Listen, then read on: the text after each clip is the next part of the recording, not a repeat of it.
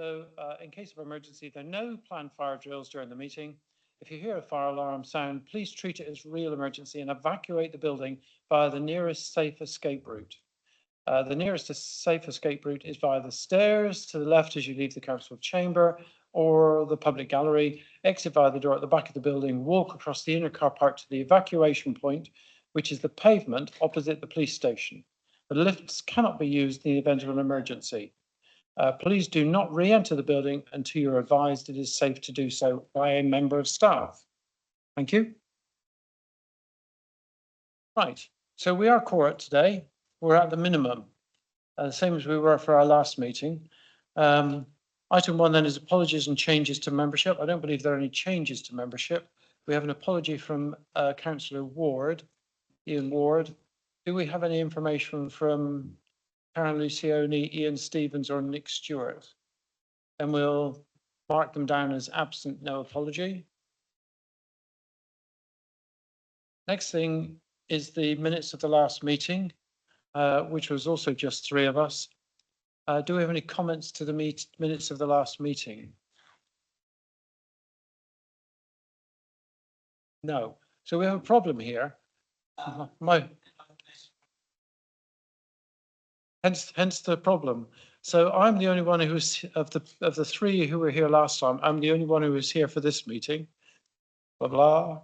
I don't think I can approve the minutes simply by myself because I can't put a motion. Can I? Even though I can't. No. I'm happy to confirm that they read accurately. I'm happy to confirm that they do read as though you can understand what happened, but not being here. I think I am allowed second minutes, I believe, but I'm happy to do so. All right. I think that's correct. I've never seen anything in the Constitution anywhere says you have to be in attendance. No. Because you might have watched it online for a start. And they can't prove it. Well, I'll take that as affirmation then and sign the minutes. Thank you very much. Thank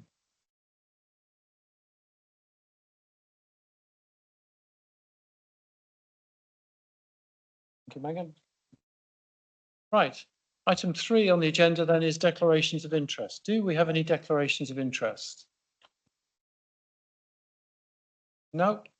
Okay, so I'm going to make an extraordinary change from what I normally do in life, which is to make a declaration of interest here.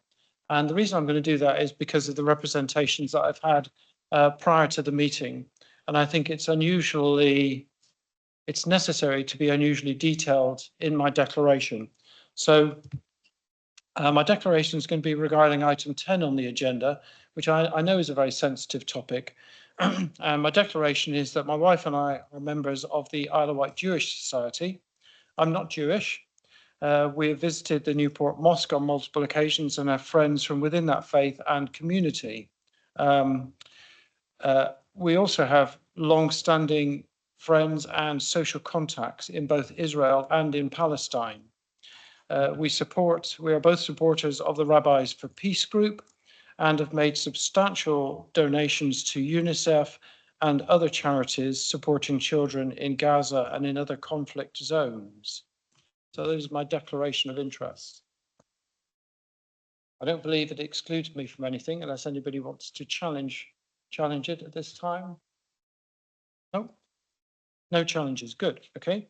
So we'll move on from that one. And the next item then is public questions. And I see we have some visitors in the gallery, which is very good news indeed. Could I ask you, if you have a question, to come to the pedestal which is in the middle? Press the button and you should get a light, and that will enable us to hear you and also for it to be on the recording.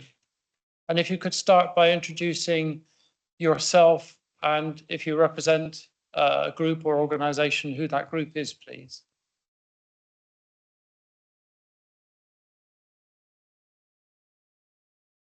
You have a red light. Green light usually means that it starts booting up.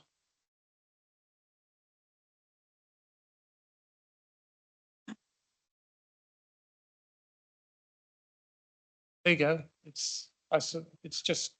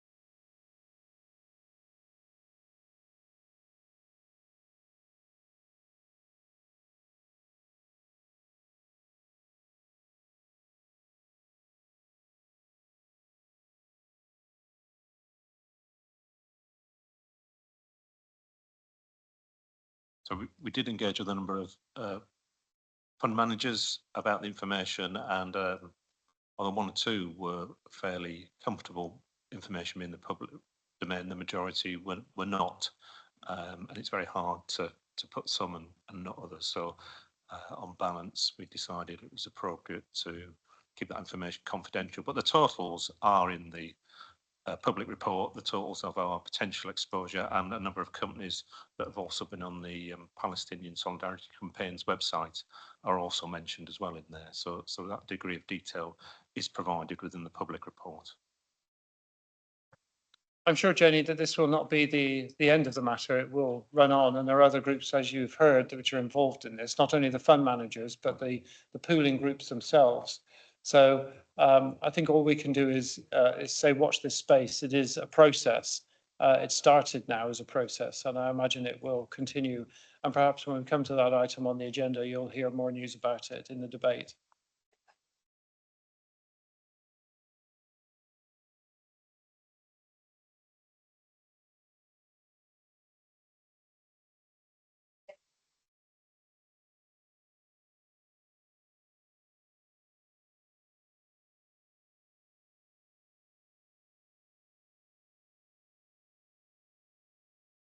We do. All right. Thank you, Jenny.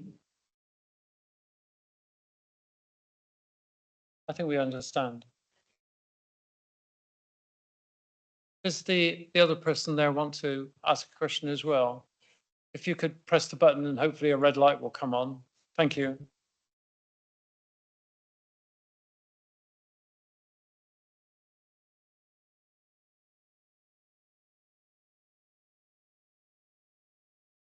You could start by introducing yourself, please, so we can capture your name.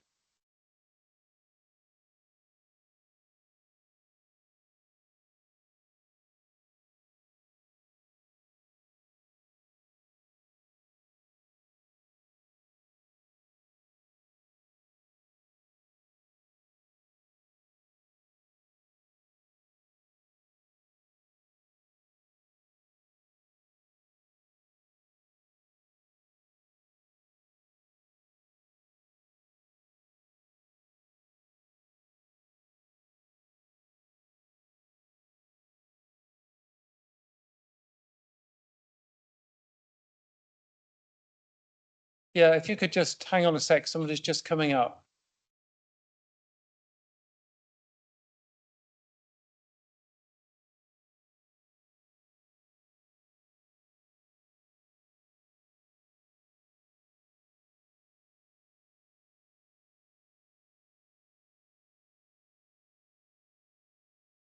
My name is Marilyn Barrett, and I agree with what Jenny said, and thank you for allowing me to ask a question.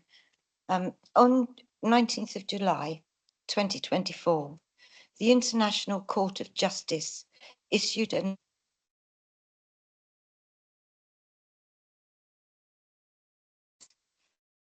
among other things, the ruling, ICJ declared the occupation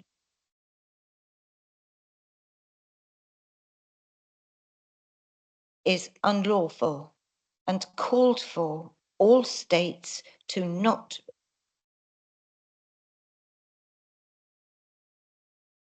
maintaining the status quo created by the illegal occupation. Yet it continues. Barclays Bank buys and sells Israeli government bonds, profiting both Barclays and the Israeli regime. The Access Pool Summary of Responsible Investment Guidelines under the heading of ESG classifies human rights as a social factor. The Isle of Wight Local Government Pension Scheme Committee states on page 13 of the Investment Strategy Statement, February 2024, quote, "The fund does not hold any assets which it deems to be social investments." So my question is, which type of asset does or would the Isle of Wight Pension Fund deem to be social investments, if not the case of human rights in Palestine? Thank you. Thank you for the question. I'm sure we would regard all of those investments that we do make as commercial investments rather than social ones. But I'll look to Steve and to Louisa to see if you wanted to add anything to it at this stage. No. All right. So I think all that we have are commercial investments. You know, our fiduciary duty covers that one, and we don't currently have any social as such investments, although that is a topic which I think we will come on to in a number of guises later on today. And perhaps if you listen to that debate later, I think you might find it quite useful, and it may add further to the report that we've got and which you've clearly read. And thank you for coming today. Thank you. Right.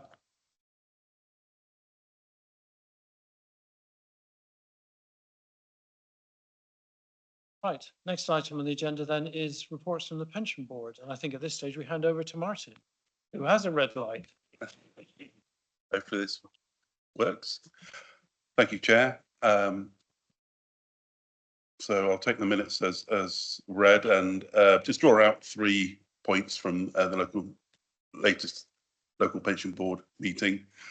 Firstly, on ABCs, we had a presentation from Prudential, which the main employer of the council and the fund uses for ABCs for staff. Every fund, all the employers have to provide an ABC facility for their employees to make extra pension contributions into a separate investment pot outside of the pension fund with a private company, and the council has chosen Prudential to provide this facility. So we had a talk through from client managers at Prudential, and I think the significant feedback we had was that there is quite a limited range of options for the members, and we would encourage the employer to expand the range of investment options, especially for the more savvy investors who may want a range of options and also may want ESG options. So the landscape's changed for investments, and it would be good if we could encourage the employer to open up the range for investors.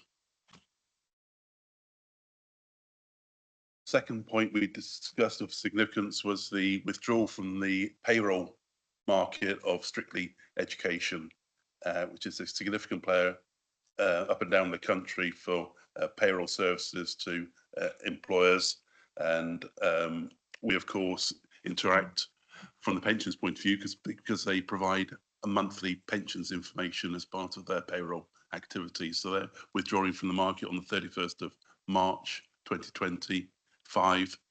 And the Strictly Education have 20 schools and 5 academies in the fund. So it's quite a significant change for employers, and obviously a risk for members that we have an interruption in supply of information coming from those employers. So that's something we'll monitor as a board.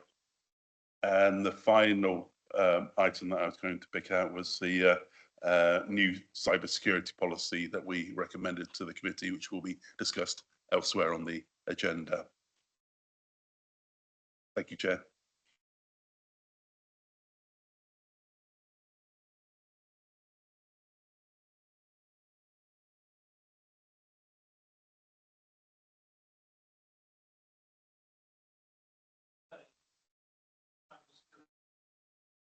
I think we should start off by pages 17.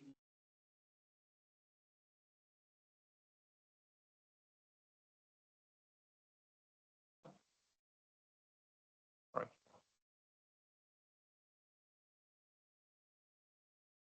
Seems so empty. Right, so we have no questions on that. Is there anything you want to say specifically about them, Martin? Otherwise, I'll just put it simply to the vote and we'll approve or not approve as members feel.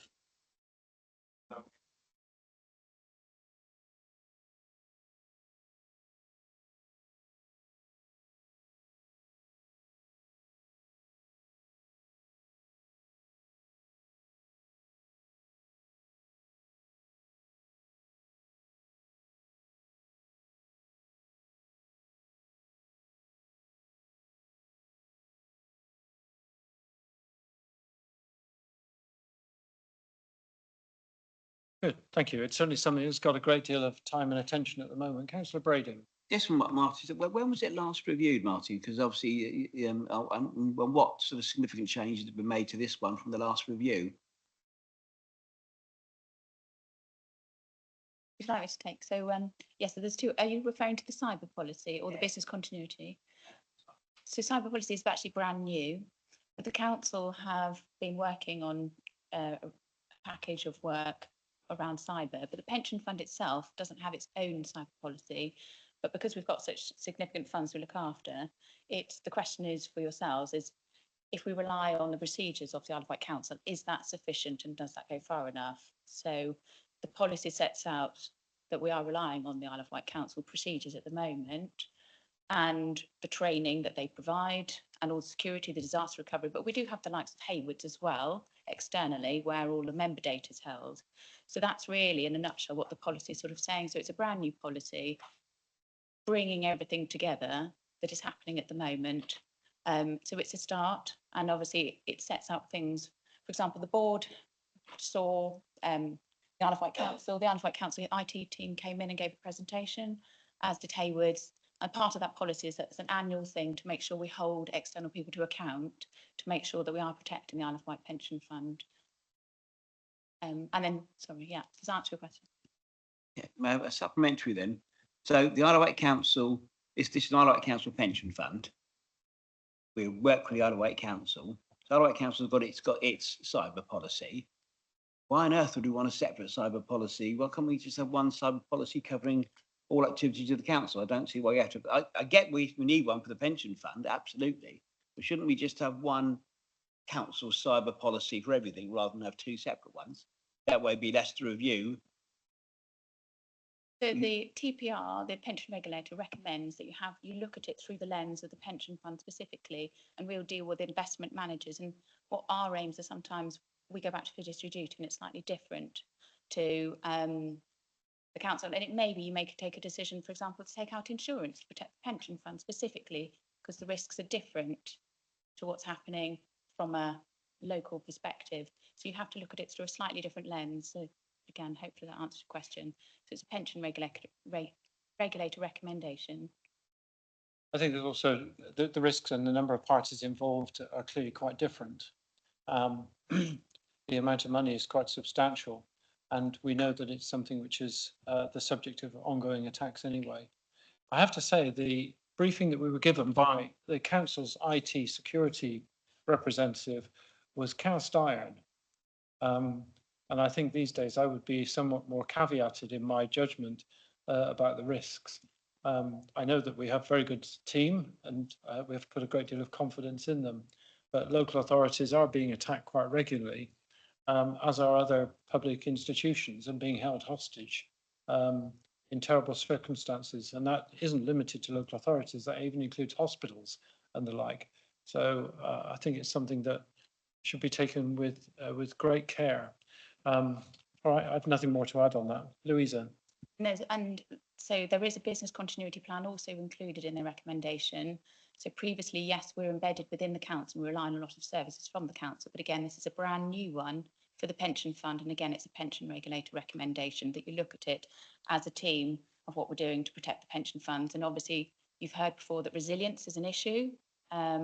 Resourcing is an issue for looking after the pension fund. We do deal with a lot of money, a lot of assets, and we're a very small team. So we are targeted in ourselves from a cyber perspective, and also loss of people resourcing. So there is now a separate plan to help you have oversight and look down to see what we're doing. And when we've only got 50% resourcing, what do you do? Do you rely on other local authorities to help out? What is the strategy and what's the backup to help make sure that the Isle of Wight can keep its pension fund here? So that's a separate piece. So we are trying to look at it much more separately, in line with the regulator's recommendations, because of the risks involved. Councillor Churchman. I can't help wondering when it will stop and how much is it costing us. IT seems to be burgeoning. Hacking is obviously on the uproll. So just how far and how much is it costing us to do all these things? Thank you, Chair. Louisa. Don't know if I have an answer to that, but I think every business is facing this. The budgets go up for IT all the time, and it's just one of those things for modern day life. You know, even us as individuals, probably 10 years ago at home, didn't have to invest in malware, and we've all got malware now on our computers. So it's just part of those things, modern day times. And you look at the banks, so I haven't got a specific answer around the costs. I think it's fair.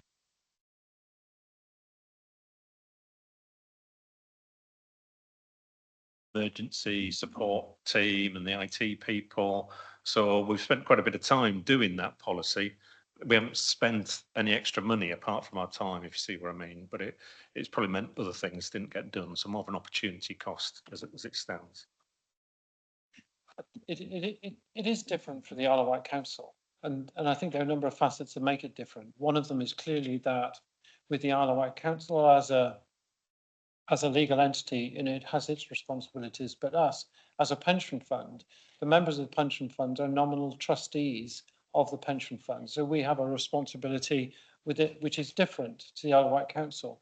I'm not saying that our risks are different, but clearly we have to have a duty which is beyond purely the fiscal responsibility for managing the fund. And it has to have a responsibility issue to protect that fund and its integrity, because at the end of the day, we represent the livelihood of 18,000 beneficiaries. And if there was to be an issue, it wouldn't be that one individual or one body or one department got hit. The potential liability here is that 18,000 people have an issue with managing their pensions, and many of them will probably depend on those pensions to arrive on a regular basis without interruption or delay. So the sensitivity for us is quite different, I would suggest, to that of the corporate body of the Isle of Wight Council. Right. Hello, Ian. Councillor Stevens has joined us. Just to record that. Item 6 then on the agenda, which is the operational update. And over to Steve. Let me just see if I can get the IT connected for the slides.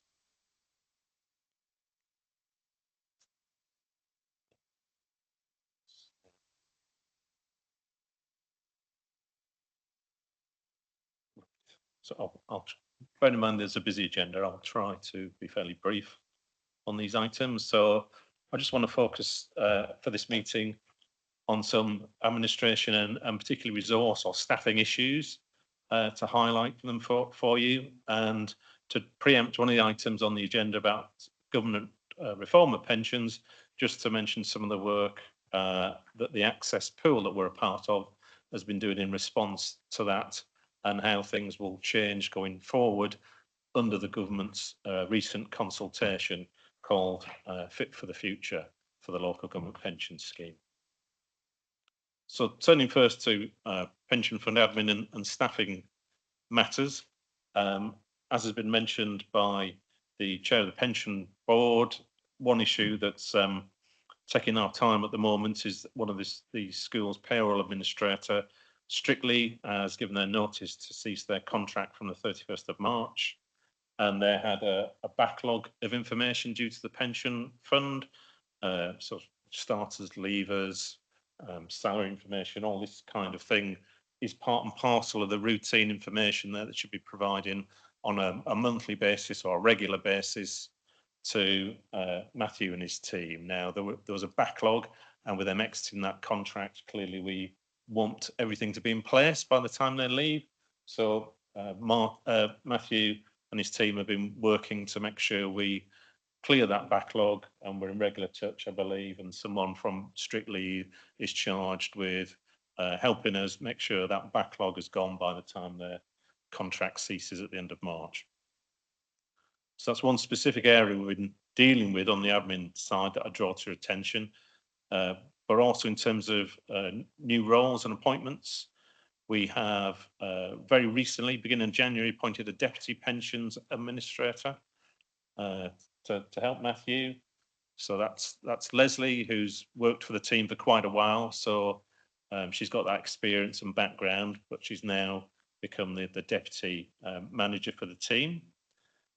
We've also got 2 new trainees in post, so they're new to pensions.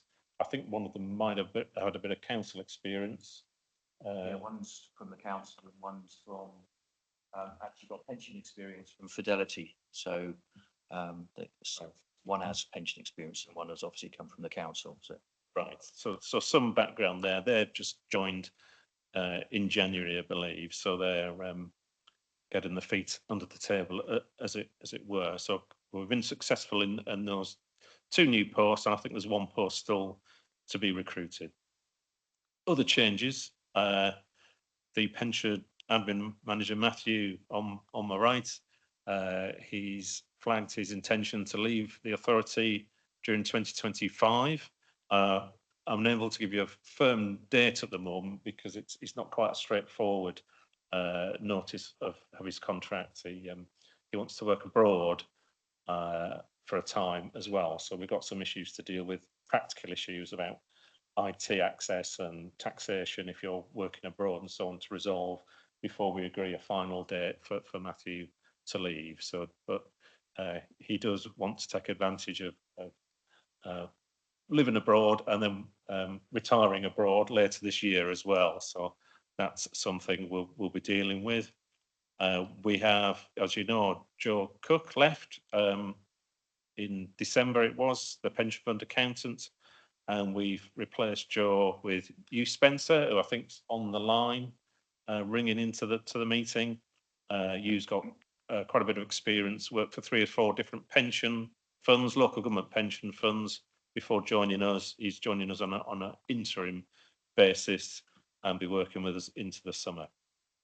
And just to explain, normally you be receiving some performance information that Joe Cook used to provide, but with you being very new, he only joined us 2nd week of January, I think, and only just in the last day or 2 getting access to the financial ledger and various other streams of information he needs. We're still putting that information together for you. So that we'll have to circulate that separately to the meeting, I'm afraid, but we will get onto that as soon as we can for you. And just to mention as well, the line management of the pension admin team will be changing from Claire Massiter to myself from the 1st of April this year as well. So all things pension, the governance, and the administration, as it were, all come together under myself as part of the pension team. Sorry, Councillor Churchman. Yes, you've got Hugh Spencer, interim. Yes, yes, interim contract rather than permanent. Well, I mean, short term. So it's a short-term thing, Yes, yes, right? yes, because we obviously want to have some continuity. Sorry, because we want to have some continuity, that's the quickest way to get somebody into post, particularly with coming up to the year end. We didn't necessarily want to go out and wait for someone to hand their notice in. We wanted someone who could come in fairly quickly, and the bonus is that Hugh has quite a bit of pensions experience. Through you, Chair. Joel, excuse me, Joel was part of the council's treasury management team. Does Hugh Spencer get involved in that as well? No, Hugh is full-time for the pension fund. So we took the view it needed more resource, particularly with the year end coming up.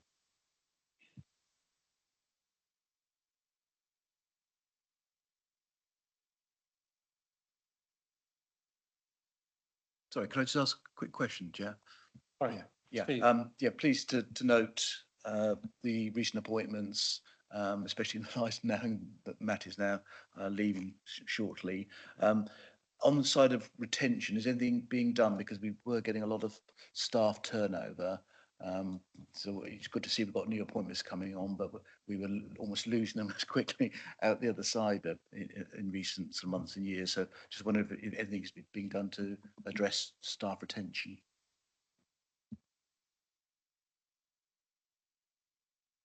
Conscious that's an issue as part of the resilience. I can't say anything specific, but it's something I think we need to address it. Probably, I suspect it's a sort of wider council issue in a way, isn't it? So, but I think we just need to be flexible for a start, for example, you is not based on the island, is working at home. So to try and have that flexibility to ensure we can recruit people, I think has been part of the solution and part of what we need going forward as well. Councillor Brady. We Thank still you, have yeah. questions on your first part here, Steve. But I do have concerns that if we're appointing an interim at the top, with Matthew going as well at some point, if the interim didn't stay or whatever, then we're right in a real problem. So I accept an interim now is get someone in position for the end of a financial year. It makes perfect sense. But I do have concerns that we are putting an interim at the top with other people in the with new staff joining and Matthew leaving, and with Joe gone, we've lost a heck of a lot of experience. And to be led by an interim, perhaps, is not as secure as it could be. Yeah, you've got a lot of experience on pension funds, so accounting for pension funds, so he kind of hits the ground running. And so with year end coming up, rather than a possibly protracted recruitment. And as you know, if you've ever been involved in recruitment, there's then someone's got a notice period, so we might not have seen anybody until May or June. So this is very much a continuity issue, and in the background, we can then start thinking about the permanent recruitment as well. And in an ideal world, what I would want to do is have an overlap when we did recruit permanently, so somebody could know the ropes, as it were, with you to help them in the background. So conscious of what you're saying, this I think was the solution for the year end to get over our initial issues, because Joe had a lot of experience. I take your point entirely. We've now got someone who's got experience of pension funds and can come in and I think do that role and help us over the year end. But we've got to look to the longer term and that permanent recruitment as well.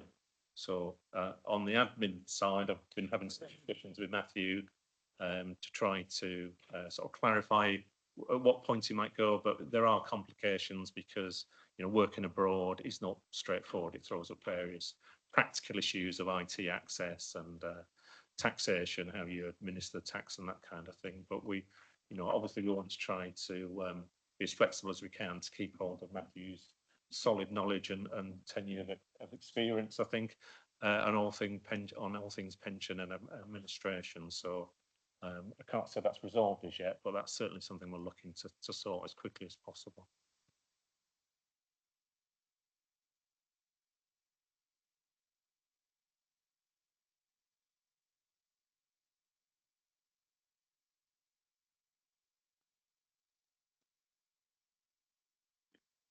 Cheers, thanks, Paul.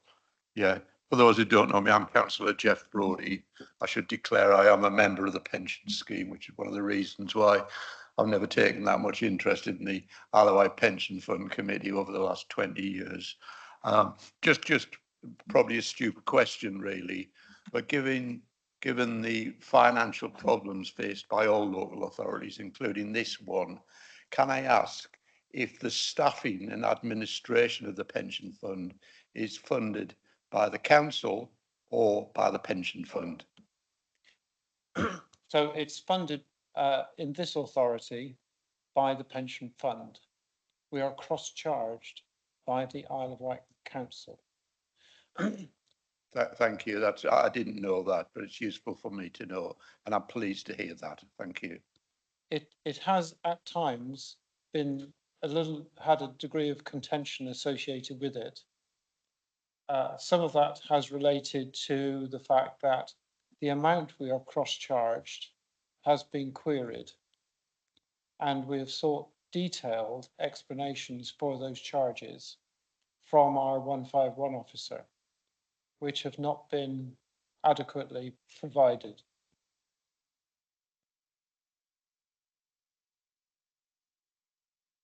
Steve, do you want to move on to your part two now? Yes, thank Thank you. you. So second part I want to update you on is the government consultation, which came out in November, called Fit for the Future. And the primary focus of that, or the biggest impact, is in relation to the investment pools. And just as a bit of background and a reminder, the Isle of Wight is part of the Access investment pool along with 11 other local authority funds. So the history of pooling is, I think George Osborne introduced the idea about 9 or 10 years ago, but the Treasury didn't come up with any sort of blueprint on how funds pooled, and so it was left up to you, basically, up to the funds themselves to come to their own arrangements. So all the funds, or rather all the pools, are quite different in how they operate around the country. Our Access pool is a very loose collaboration with a lot of sovereignty backing the funds themselves to make decisions. Other pools are more centralised with a lot more resource with in-house investment manager teams, for example. So while Access have half a dozen staff, some of the other pools have got, scores of staff because they provide some of the services in-house. So they're all very different. And government have said, essentially, we want a blueprint to operate now. We want everybody to be the same, all pools to operate the same. We want a pool to be an FCA regulated, Financial Conduct Authority regulated company that is therefore able to provide investment advice to each and every fund that are part of that pool. And pools have been asked to assess their options and how they comply with this. So do you want to become an FCA regulated company as a pool? Do you, as an alternative option, want to merge with a pool, maybe one that's already got that accreditation to make that easier for you? Or do you want to become a client of another pool? I think the last one is a bit of a difficult one, becoming a client, because there's not much of that around in current operations that I see. There's very little in existence of funds being a client of pools. So that's quite a difficult route to go down, I'd suggest. So the consultation ended on the 16th of January, and pools had to make a submission by the 1st of March. So you can see government are working at pace there. Consultations only just come to an end middle of last month. Pools have to make a submission by the 1st of March on how they're going to comply with these new proposals. So as part of that, the Access Joint Committee is considering a report next week and what sort of submission it'll be making for the 1st of March. And we've put in an extra meeting for this committee at the end of the month, just before the 1st of March submission, in order to consider it and whether we're supportive of that submission or otherwise.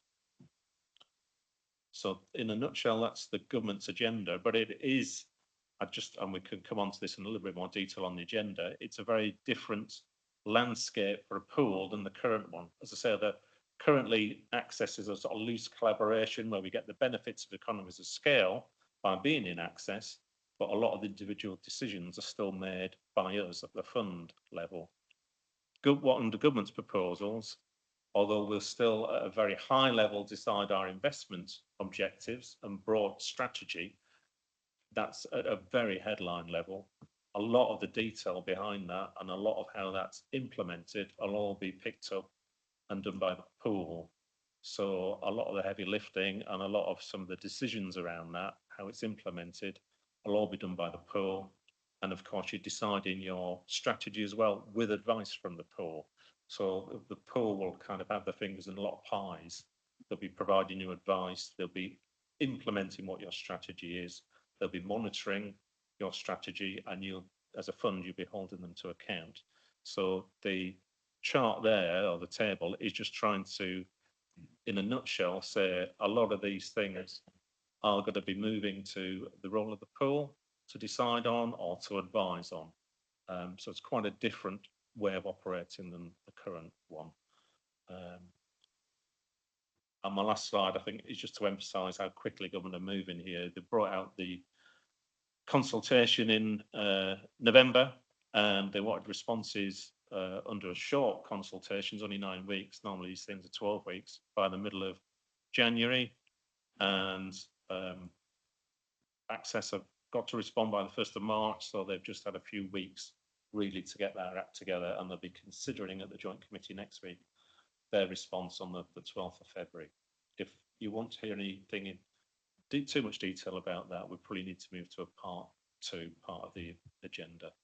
So I'll leave it there for now. So some fundamental changes basically are happening, and we can go into this in a bit more detail when I talk on the item on pension reform that we've got.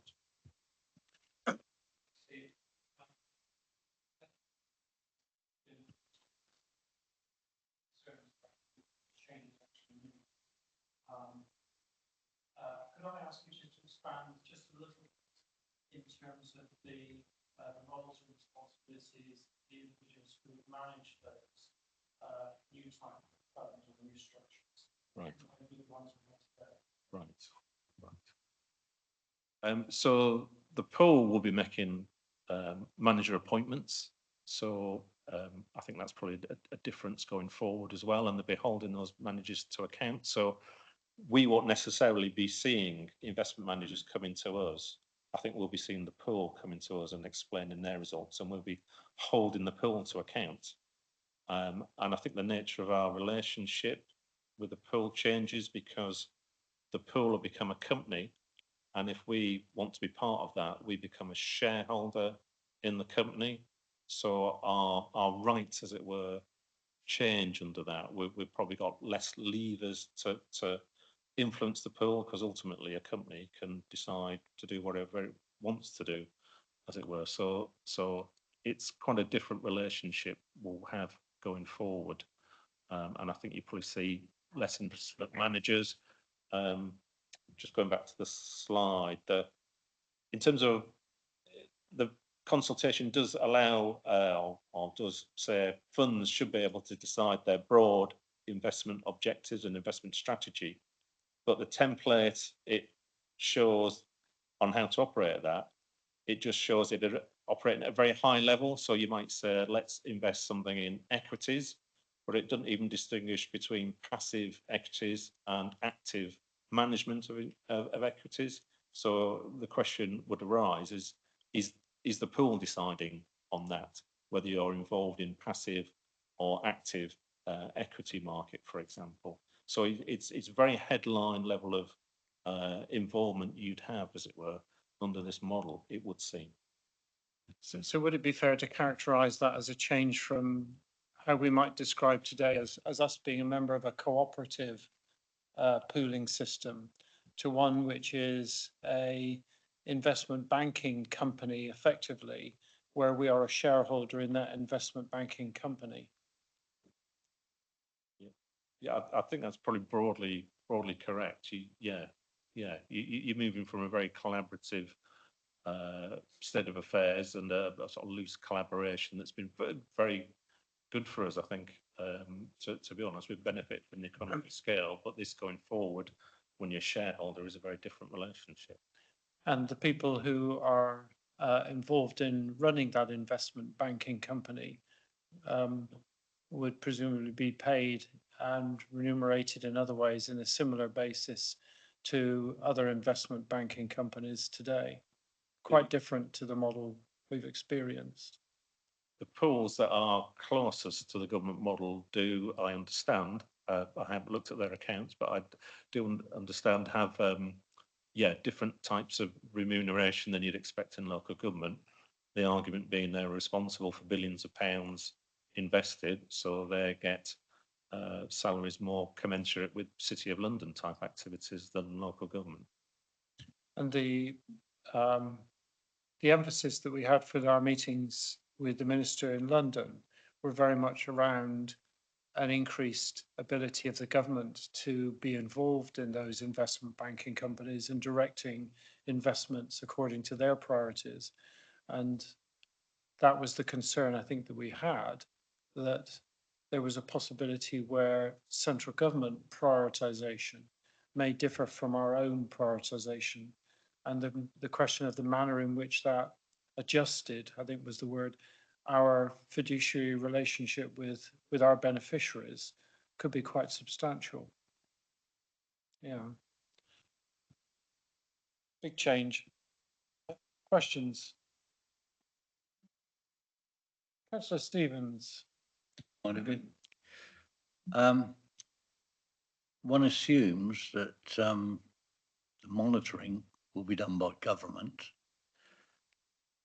And one assumes that that will ensure that the new type pools or investment organisation will act or be marked down on certain evaluations with regards to the way they operate with their investments as well, that they would probably have to adhere to certain lines of thought from central government. Is that a danger or is that a fact? I think there were a lot of questions put to the minister when we met with them, and we were trying to get examples of what the government would deem to be supported investments according to their policy. So there were discussions that came out about future expansion of HS2, the creation of Great British Railways, whereas our interest might well be more about providing local social housing, for example, which is quite different. There was also a discussion about the word local, and it was quite clear that there was a disconnect on the word local, whereas we might think of local as being on the Isle of Wight, not even being Hampshire, Southampton and Portsmouth, but being the Isle of Wight, whereas the minister and the team regarded local as being domestic, i.e. UK. So quite different focus in terms of affecting policy, the nature of the investments and the interpretation of localism. Can I just come back, please, Chris? My concern is that, as with other regimes set up by central government to monitor, as they do with the fire authorities, as they do with the police and crime commissioner, etc., that we end up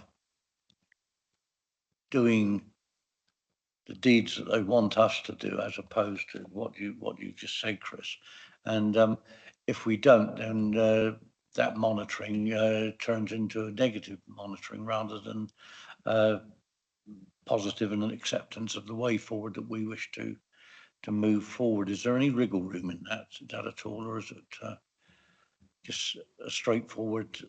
And I know you're going to come back with this once, prior to the end game, when we're going to get presented with whatever's coming forward in March. But I just wonder whether we got an inkling on where we're going with this.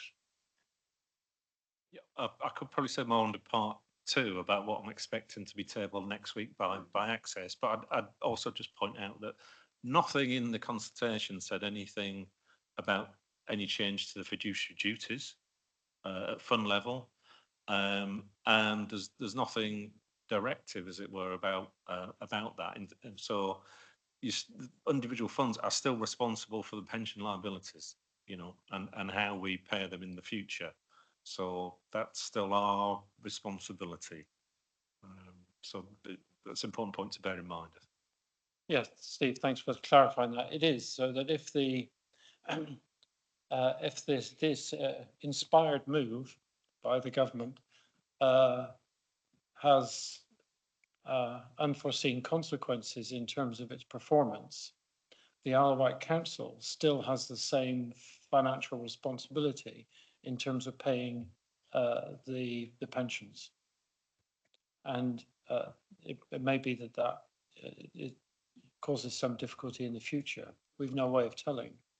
All that we know is that we retain the liability and the policy and direction is greatly weakened from here and is hugely increased from central government.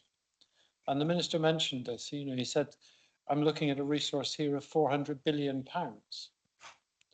And that's a very tempting amount of money for a government who want to make substantial investments in one sort or another.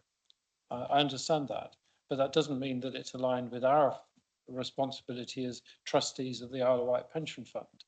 Of course, in that 400 billion, we're a relatively small part, about 0.2%, but it's a lot of money for them to be looking at, and that was made very clear. Louisa, Sorry, if I can just add on to what everyone said, I think it does come back to that chart, which is up on the screen at the moment, around you're talking about your levers and where you can make an influence. And it kind of segues into our next item on the agenda around the valuation. So it's kind of what returns do you need to get back? So when you're going through your valuation, what are your risks? What are your liabilities? And you have to make it very clear back to your pool what you need to achieve and then hold them to account, because they will be holding all the levers now.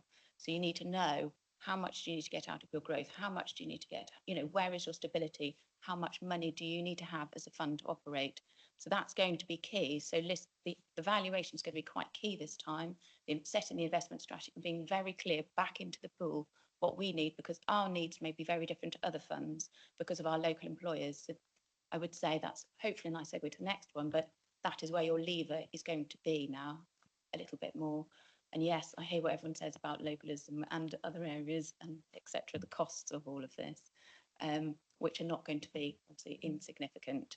And that's another factor to consider as part of the valuation and setting your investment strategy. Again, there will be significant costs coming up for running an FCA type regulated company.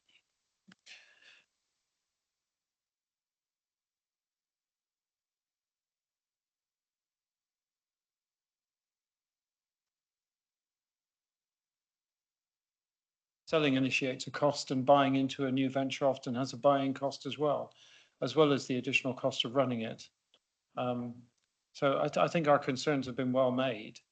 At the end of the day, we can put in our goals in many ways, but at the end of the day, it's the way that we can try and hold them to account, almost like a sort of some pseudo scrutiny type arrangement, I would imagine. But at the end of the day, if they fail, we still have the liability. Councillor Churchman, and I think we'll try and move on to the next topic. Just a quick comment. The thought of the government directing where we should put our money, and I think of HS2, billions over the top, etc. I know it sounds enormous, but they could almost end up bankrupting the LGPS with certain things. Our fiduciary duty is to look after our pensioners, as you said, 18,000 of them. It took nearly 6 to 8 years to get where we are now with pooling, and the government want to change the whole structure inside a year. And to me, also, which seems to be forgotten, is the cost. What is it going to cost to merge pools if they get their way? What happens to staffing? What happens to representation of councils like us onto a bigger pooling system? And it means basically we're going to lose control, because we are a tiny Access are very good to us. They accept us, even though we are virtually the smallest pool in the country, pension fund in the country. But it does worry me that councils, generally speaking, their trustees will lose control because of the size of the pools. If you think there's 11 in Access, if we merge with somebody else, can you imagine 22 councillors sitting around a table discussing funds? Secondly, one of the people who attends Access still reckons that a JR could be put forward. Whether, I don't know, Steve, whether you think that is possible. Thank you. Yeah, I could only repeat what I've heard from Kevin MacDonald, who's the director of Access, who says if it's primary legislation, his understanding it's quite difficult to challenge primary legislation. I don't know any more about the law than that, I'm afraid, but if he says that, I presume he's done his work and researched that, so it would make it difficult, I believe. It is worth reading through the LGA material that they produced as well. They're very good on this, and I think they echo lots of the issues that we've raised today. One thing I did pick up on was the issue that because we retain the liability, the question was whether we would have to include in the Isle of Wight Council accounts, as opposed to simply the pension fund, a forward contingent liability, because the council has that liability, whereas the central pool is basically performing in the way that it does and paying all its people and all the rest of it. But the liability still remains with the council to pay those funds. And the only way to think of that would be as a contingent liability, and how that would get brought forward into the books of Isle of Wight Council, I'm not sure, but it's something that would need to be sorted out. And obviously you've seen the timescales are not hugely lengthy. And given that this comes in, within a very short time span, certainly by the end of the next financial period for the council, we'd need to be on top of this quite quickly, in whatever mode it does get put into effect. All right, I think we'll move on then at this one. Thank you very much, Steve, for those updates. Yeah, certainly exercise a great deal of our cognitive cycles.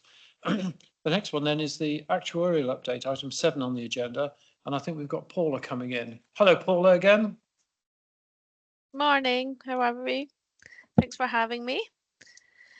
Yeah, so I was invited along just to give a brief update on the valuation. So you'll have noticed that there wasn't a valuation big item for review on the agenda today, but everything is ticking over in the background. So I thought I would give you a brief reminder of the kind of plan for the year and the work that we're doing at the moment. So in terms of work already completed, we have completed the data cleansing on the admin side. So we've got data from Matt's team and also from Jo before she left, and brought all that together. So we're happy that the data is up to date and fit for purpose as it stands. That puts us in really good stead for in the summer. We've just then got 1 year of data to look at rather than the whole 3 years. So everything is kind of ticked off and complete on the data cleansing side.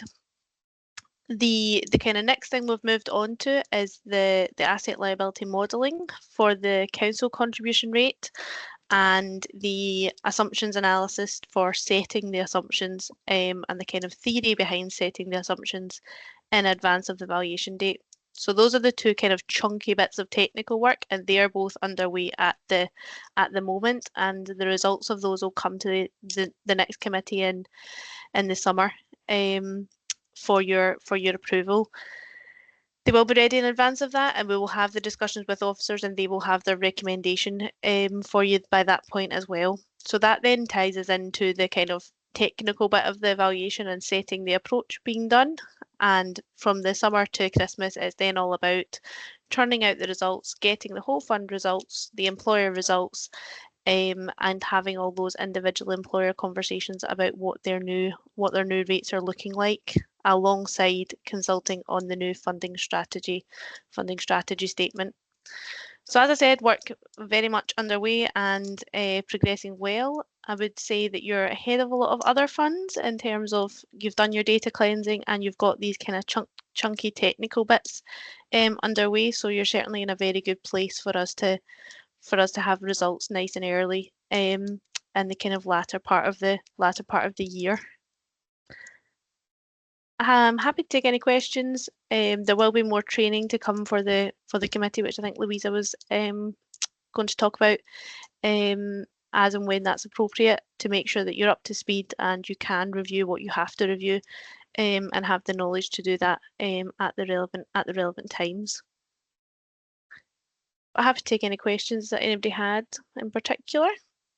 Thank you, Paula. Any questions, people? No? So it's all good news, Paula. We do like that.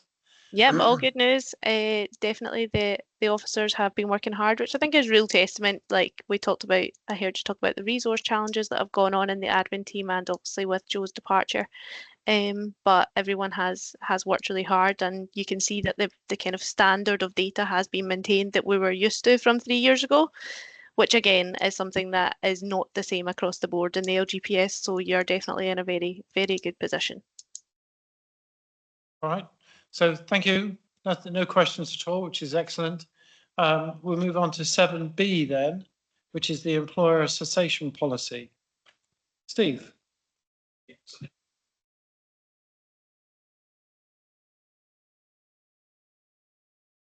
Had a bit of detail there, beg your pardon.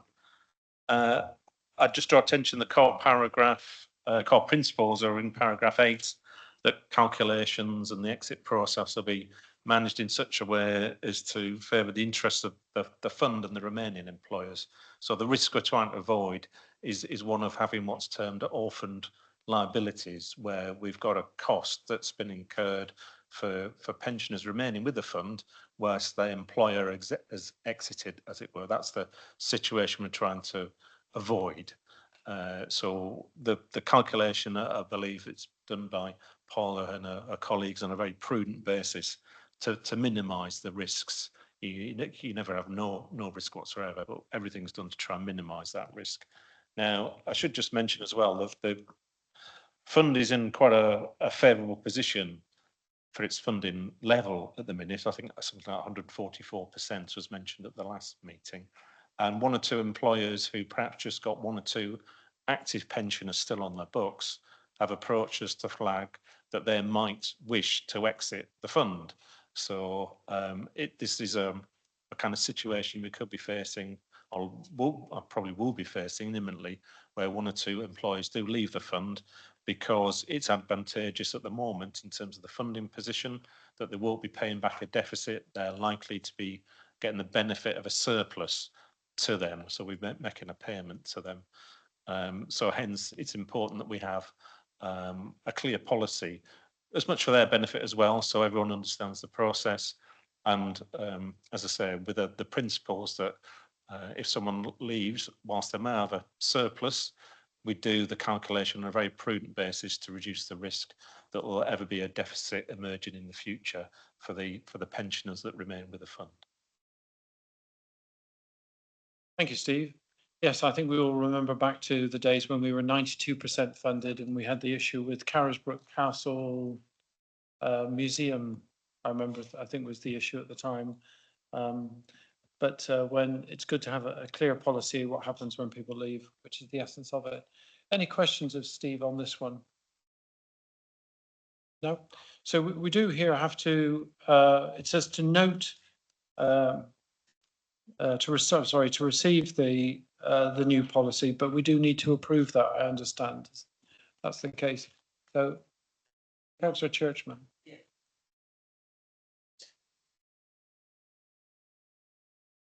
I think we should. It's a formal new policy. So I'll look for somebody to second that policy. All right. So there's competition there. I think Councillor Stevens pipped it to the post. All those in favour of accepting that? That's unanimous. Thank you very much indeed. That's done. Next then, Steve, is to move on to item 8 on the agenda, which is, as you say, I think you called it part 2 earlier. Back to you again.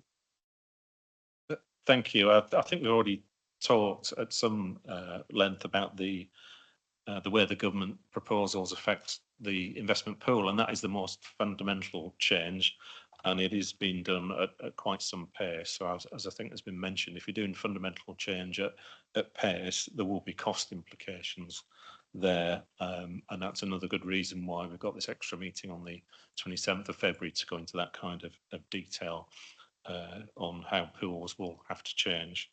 But there are some other aspects that I just briefly highlight in terms of the government's proposals. Pick up on having an allocation to local investment, somewhere between 0 and 5% is mentioned, and pools will have be asked to create some capacity to assess any proposals coming forward for local investment and make sure they're meeting fiduciary duties and investment objectives and so forth within that.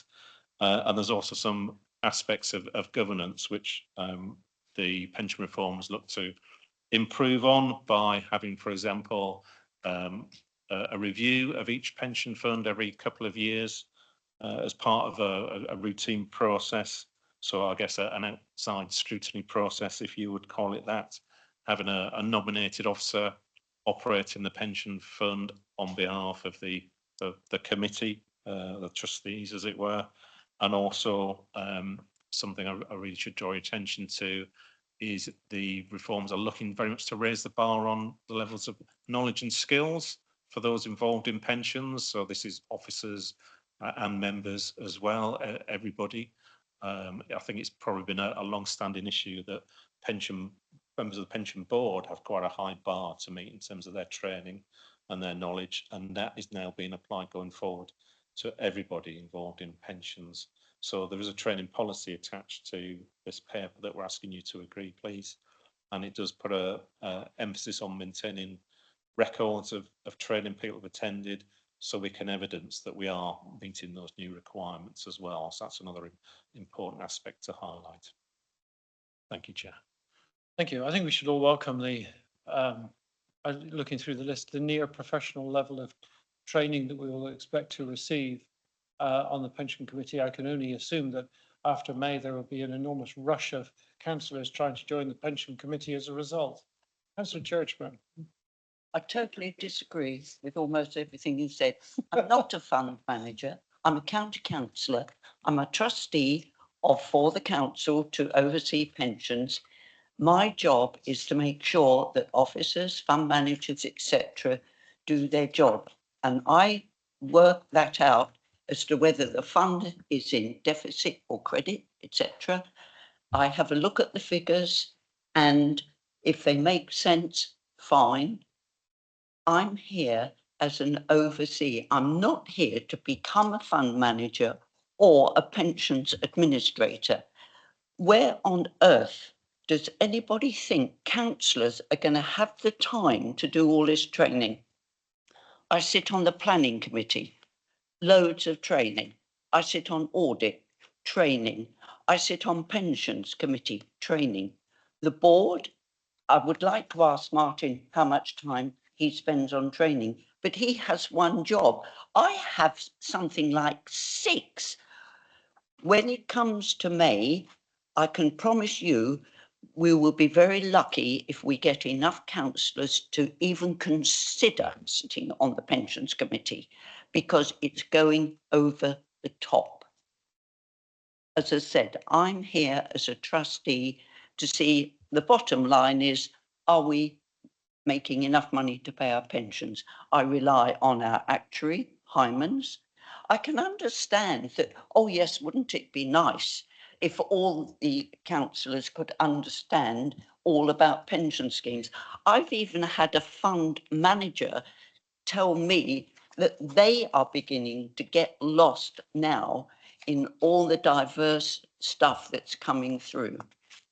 So I'm sorry, I just can't see how I'm going to cope with all this training on top of everything else I'm expected to do. Thank you, Chair. I think we all accept it's a high bar and it will be quite extensive. But I don't think we're going to have a choice. I think if it's going to be, you know, this is laid on us, not something that we're choosing to do. Councillor Brading, and then Thank you, Chair. Stevens, and then I think the level of details in this information is really good. It sets a strong foundation for the way we operate. It's a clear set of rules. I think it's really good to see. And I think it's absolutely right that councillors do have a training schedule to make sure we're up to date with things. When I first joined a pension committee 8 years ago, we used to have training afternoons where we followed this morning meeting. Lunch was supplied by the council, and we had a training session in the afternoon. They were really good at a level that we could all understand and talk between us. I have to agree with Councillor Churchman, the level of detail in the training policy, we don't need to have that level of understanding at that level. And the overview is where we I mean, we have dreadful trouble getting people to sit on the pension committee. The board needed a member. They pinched a member from our committee to join the board, and we've still got a vacancy now on the committee. Councillor Stewart isn't here today, so we're in danger of not being quality if we're not careful, because the level of detail councillors are now expected to know can put people off. Even reading these papers in advance, heavy going. The preparation for today's meeting, because every paper here is technical, you can't skim read like you can with some council papers and policies. You've got to really read into this page by page, and I haven't finished it. I didn't, so even preparing for the meeting is a challenge, and it will put people off. So whilst we need a training plan, it is, you know, we're acting as we're too deep into it. I think there needs to be an overview training plan of what we need to know at a certain level, which would help us. I only wish we had that luxury, but I think it is coming down from the top. Councillor Stevens. Yes. You've just said it. It's whilst we all tend to agree with the workload of councillors, etc., and possibly the level that we need to get. If we don't do it, it'll be done to us.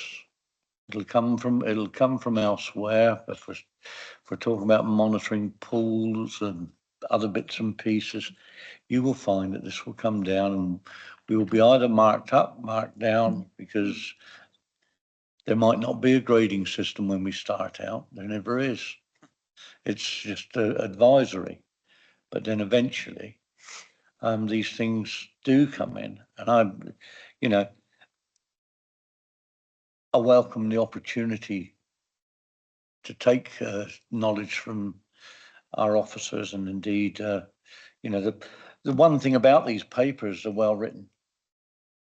They're well written. So whilst it's bulky, and I was going to suggest, Chair, that we have an informal prior to a meeting, so that we, instead of going through it on our own, we can pick salient points up ourselves and have half an hour brush up together after we've gone through them ourselves prior to a meeting. But once again, time's precious. I was 30 minutes late today. The reason I was 30 minutes late was I thought it started at 10:30. I'd looked at my calendar this morning and misread the damn thing. So I apologise for that. But I really feel that getting back on track, training, yes, if it's there, let's do it. But if we don't go into the depth that we should go into, I think we're going to be told that we're lightweight or something like that, and we'll be marked down or rated. Yeah, and I really feel that. There is no plan for any of the training to be examined yet, is there? Well, it may be an area that gets assessed. So everything at the moment may become primary legislation. So they may write. We don't know. We haven't seen it yet. But everyone's anticipating that everything that was in the consultation will move across to primary legislation. They do want to raise the bar. I hear what you're saying about the level of depth. There are a lot of areas to cover. You can see there are 8 topics you have to know across, right from accounting to knowing what the actuary does. I would say that you have to, they expect you to do like an hour session. You don't need to become the actuary who in themselves has loads of CPD that they're doing all the time to keep up, but you do have to have that core knowledge, and they expect that to be refreshed every 2 years. But then I take your point, which is the breadth of topics you're having to cover around data protection, fraud, admin. There are a lot of different topics, and trying to touch those and put them into your diary is a challenge, trying to keep on top of that. So I take your point around the depth, but there are a lot of sessions to get through, and if we try to put in an hour to cover all the different topics that pensions covers, it is a challenge. But that is the expectation. Thank you. And we don't know how exactly the individual members will be assessed at this point. I'm sure you're already looking forward to your personal assessment in each of those 8 categories at some stage in the future. But Councillor Stevens, and then I'll move on to Steve. I did find that we had a session after, I think it was the last meeting, could have been the meeting before. I found it very useful that we had the meeting and then we moved into a training session. And that's the model really that possibly we ought to follow whilst we're all or most of us are in the building. To move forward is okay. We can do a brief training session after the meeting. Thank you. I think that's a very good idea. In fact, I might even broaden the suggestion a little bit for people to take away, so that the training sessions that we have are not only for existing members of the committee, but to invite all councillors to come along to them as well. I'm hoping it's not a forlorn hope, but I think if we're having a training session, we should open it up, and other people who, you know, might have an interest in some part of it or for the future should be able to come along. There's no reason for us to restrict it anyway. Steve. It may, yes. Steve. Yeah, thank you, Chair. We seem to be talking about what local investment means on at least 3 different papers here. One definition of it seems to be that local would mean within the geographical boundaries of the access members, which is probably a more favourable definition for us. But what I think all these reforms really point to is the need for us as a council to develop clear policies of our own on ESG, local investment, whether we want passive or active investment, so that we've got it very clear in our own minds what we would want taking forward into the access pool or whatever new arrangement we go into.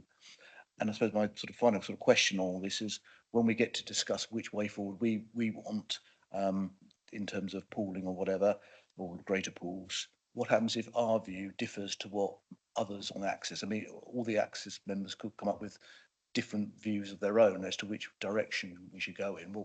What happens if one or more local authority doesn't like the direction that the others in the pool want to go in? I think, Steve, we saw it on the chart that we had on the board just now that our role changes quite substantially in this. So, you know, there will be this, I'm going to persist in calling it investment management company because that's what it really is, run by investment managers as an amalgamated body.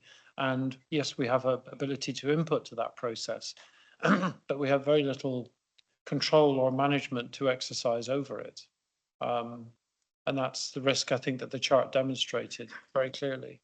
It's a changing world. Louisa. Sorry, I think you raised a point about where would your training be disclosed, and there is the guidance at the moment expects that we put your training into the annual report and it's publicly disclosed. If this then becomes primary legislation, that strengthens it even further. So I just need you to be aware that it is something, and that is something that we anticipate that if external people looking in, like SARB and the government, they will be looking at those records to see that when you're making decisions, as you're holding your fiduciary duty and making local decisions, you have the right knowledge to make those decisions. So that will become quite key.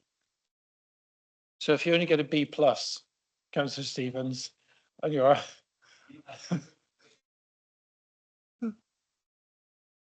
right. Okay, we do here have one key thing that we need to do, and we need to approve the new training policy that you've all said is quite complimentary about it, which is good. So I'll propose that from the chair, and I'll look for a seconder to propose accepting the new training policy. Yeah, good. All right, everybody in favour of that? Right, so that's carried. Thank you very much indeed. Keep it on. So next item then is item 9 on the agenda, which is regarding local investment. There's been quite a lot of discussion on this topic. I've raised a great deal outside of the meeting as well on this one. I'm very happy that we've got Councillor Brodie who's here with us to join into this discussion. And Councillor Brodie, I'm very happy for you to participate in this. I know at the end of the day you don't get a vote, but I think your input to this will be quite important. So I'll hand over initially to Steve to see what you'd like to add to this, Steve. Yes, thank you, Chairman. So I think the issue of local investments, well, first of all, I'll come on to it in a minute in terms of what government have said about it in their proposals. But as framed, I think, through scrutiny committee, it struck me as the number of points of principle and some practical matters that are captured, I think, within the report. Firstly, in terms of the issues of principle, it's to bear in mind, I think it was already touched upon, the fiduciary duty is one that the committee has at first and foremost. So that duty to provide for pensioners both now and in the future is the prime consideration. And so viewing where you put the money as an investment is the first and foremost consideration. So how you invest money, does it make sense as an investment in investment terms, in terms of the risk and the returns that you're receiving? So I think that's set out and has some legal opinion as well behind it based on advice given to the national level advisory board. I think the other aspect of the issues of principle, again, brought out in the legal opinion, is the duty for the committee to bear in mind their responsibilities to all employers within the fund. So it cannot favour the council's interests above anybody else's. And I think that's set out as in paragraph 36, 39 in the report.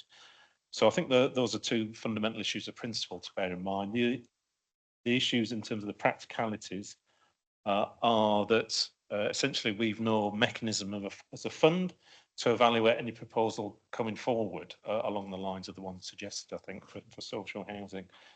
So unlike some much larger funds like Manchester, I think, who memory serves, are the biggest local government pension scheme in the country with something like £30 billion.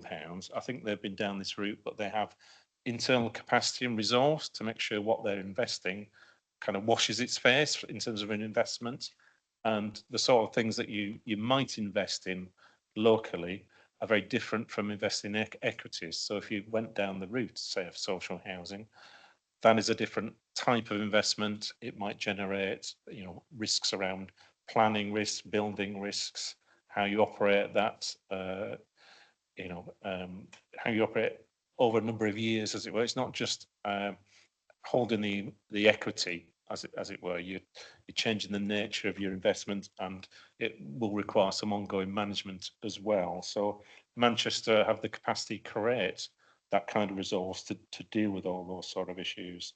So the report, therefore, I think points towards the fact that government, I think, recognising some of the limitations that funds have, say, well, as part of our reforms, pools should have capacity to advise you and to implement local investment, whatever we decide local means, as it were. So pools can have that capacity and can assess things from the fiduciary duty. Will it meet your investment objectives? And therefore, can it go ahead on that basis? And we can also manage that investment as well. So that's one, I think, aspect that will be helpful in the future for local investment, having the capacity within pools to do that. I think the further thing I was going to mention was because the reforms highlight that there'll be an allocation of up to 5% for localism, that's for local investment. That's something we can consider during our next meetings when we're evaluating anyway our investment strategy too. So that's something we can kind of come on to whilst in parallel pools are creating their capacity to adequately assess those proposals.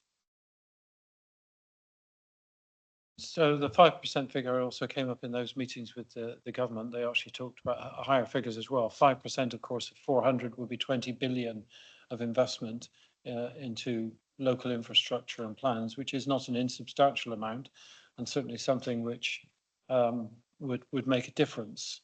It is the level that would make a difference. The upper range that they spoke of was actually 20%, which would be £80 billion of infrastructure investment, which would be absolutely enormous. I agree there are the questions about fiduciary duty, and I thank you very much for the report. I think it's great, very comprehensive. There are caveats in it, which I tried very hard not to give too much emphasis to. So when I looked at the conclusion parts, I think it was of the KC's report, although the first element of the conclusion referred specifically to the fiduciary duty, there were caveats in that where other investments could easily be considered, provided they didn't detract from that fiduciary responsibility. And I think that opens up a great deal of opportunity for us. How we exercise and take advantage of that may well, as you've said again, be constrained in some way by resources. I don't imagine we will ever have the resources available to Manchester with their 30 or 40 billion fund. But I don't think it's something we should simply ignore and give up on quite so quickly.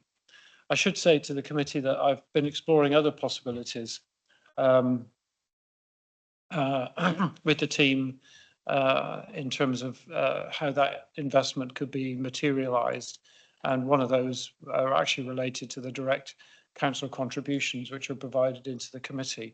Those are not concluded yet. It seems to be something of a difficult issue to get to grips with in many ways.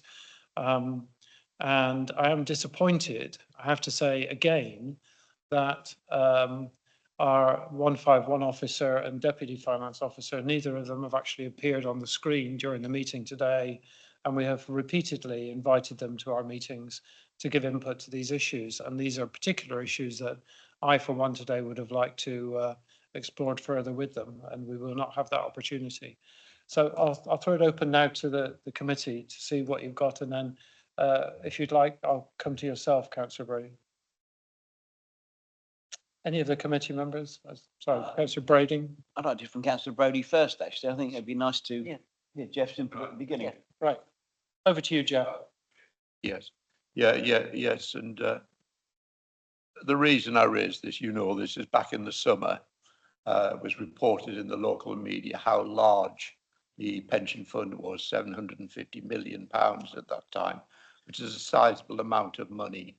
And I juxtapose that with what I consider the greatest challenge facing the Isle of Wight Council. Now, I know the pension fund's independent, separate, etc., but the greatest challenge is the need to provide social housing on the Isle of Wight. It's as simple as that.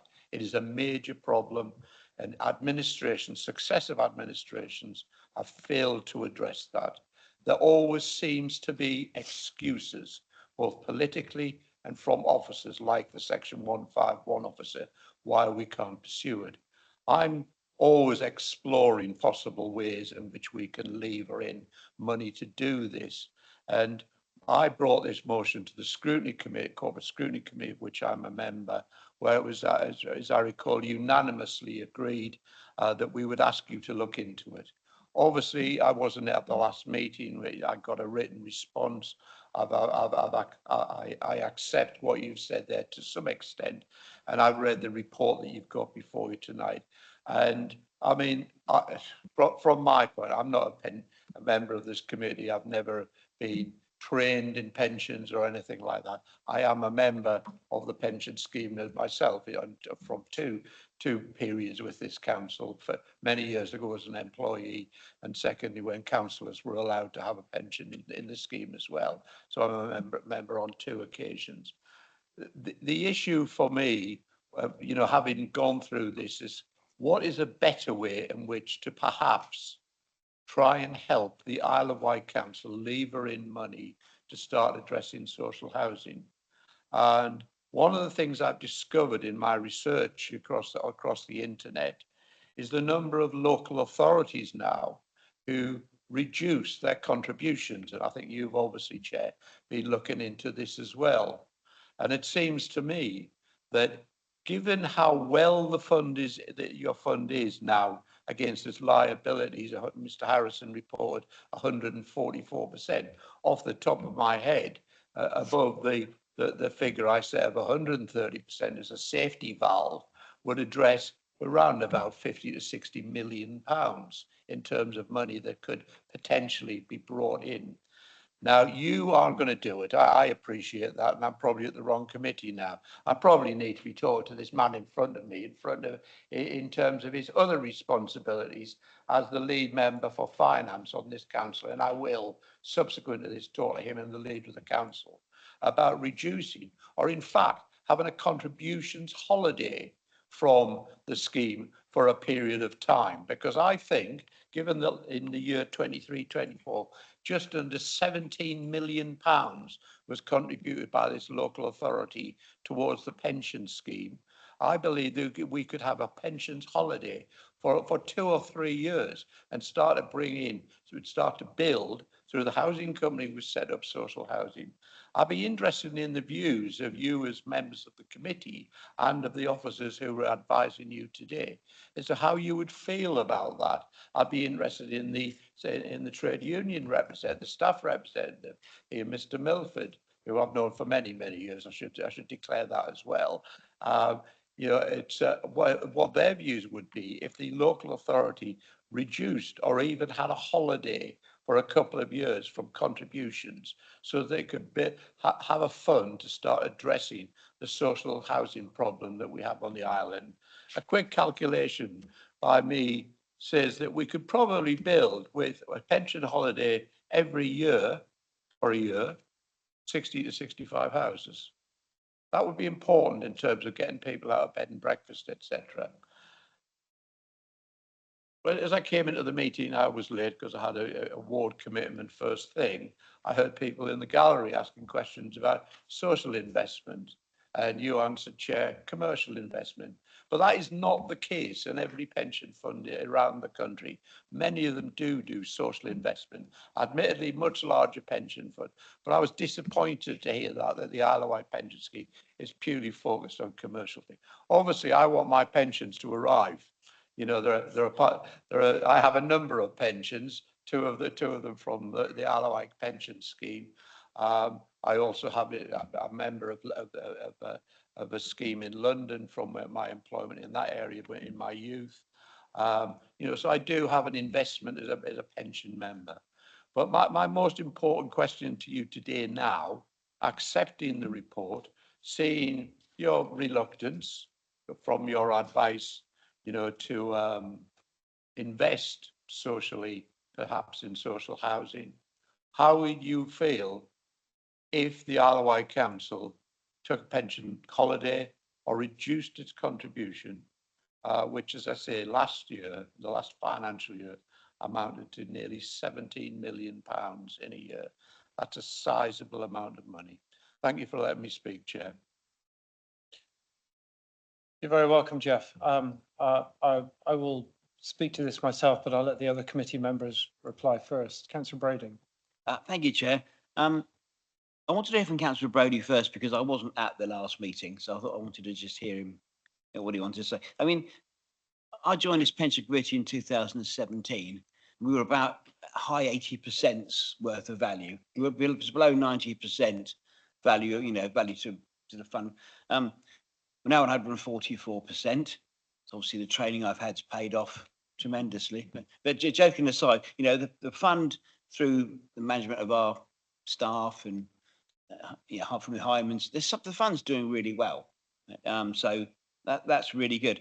I am disappointed that neither Chris Ward or Kerry is here today, knowing that this was on the agenda. I think it's really poor that neither of them are actually online or even here in person today to feed into this conversation. I think it's not acceptable going forward. But when I first heard of this suggestion, I thought, what a ridiculous idea. I have to say, I thought it was a daft idea. But the more I think about it and the more I read the papers, I don't think it is so daft as I first thought it was. You know, the Isle of Wight has got a dreadful issue with affordable housing. I know Councillor Stevens has been working on it and it's always mentioned at council meetings. Yeah, we did Branston Farm years ago. We've done nothing since. But it is an issue and we have to be creative to address that issue without taking risks. So I don't think above 130% is such a harebrained scheme as I first thought it was, to be honest. And I'm really sort of torn on this one. I have to admit, I understand your pension fund not touching it, but I do see the rationale and the thinking behind it. So I'm sort of torn on the issue, really. So it's not such a daft idea as first thought. If there was safeguard, there's obviously lots of safeguard, and because the council Section 141 officer would make the evaluation on behalf of the pension fund, on behalf of the council, and the risk taking for affordable housing, which I know that these two gentlemen are well aware of, as am I. So, yeah, I'm torn on this one, I have to say. I think Steve was next, and then Councillor Churchman. Yeah, Good. Thank you, Chair. Couple of questions have kind of been raised. What would happen if we reduce the employer's contribution by 1%? And obviously, the actuaries and the Director of Finance can deem whether that is affordable, but that is certainly an option that money could then be diverted into a separate fund for investments if that's what the council chose to do. Just on the question of contribution holidays, on the negative side, this was tried out back under Mrs Thatcher, this Isle of Wight Council took, I think, 1, if not 2 years of contribution holidays, but that was with much different motivation. That was motivated to try and reduce council tax and bills. It wasn't in any way to allow funds to be diverted for another purpose. So I suppose that is technically an option, providing you retain the budget to return to full contributions, and the holiday, as it were, was just a temporary or one-off withdrawal of money. So I guess that would be the trade union view, that providing that the funds were there ongoing, that is a political decision that the council could take. And just on the overall question of fiduciary duty, I mean, I think we would all accept that is the primary function of the pension fund, but we can consider it, I think, over long term. If somebody joins the pension fund today, we've got a commitment to them possibly for 100 years. So we should think about our investments in that very long time frame as well, I think. So something that might not be a good investment for returns over the next 1 or 2 years might be a good return over sort of 10, 20, 30, 50 or 100 years. So I think we need to just broaden our view of what the fiduciary duty of the fund is. Okay. Thank you, Steve. Councillor Churchman. Yes, Cornwall, using a fund manager, built an enormous number of houses in Cornwall, which have proved very successful. We could do this if a fund manager got involved in buying. In fact, what they do is they buy the land, build the houses, they take full responsibility. They then they put a surcharge on something like 5 or 6% per house, obviously because that's what they've invested and they need a return on their investment. That is one way of doing it.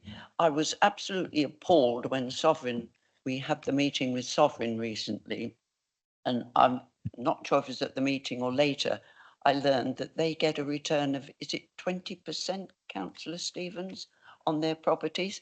I find that absolutely incredible, 20%. A fund manager would only charge us 6%. So to me, housing associations with their over-bureaucratic membership, high salaries are not the way forward. We do have council land, which we could use.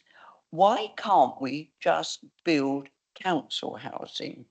And going back to the 151 officer, I thought his role was to make sure that we made sure we were inside the law, that we didn't bankrupt ourselves. But I don't see why he has this power to veto things. I just don't understand that. He's not a member of this committee. He's not a member of the council. He is an employee on a consultancy basis. So what right does he have to veto things?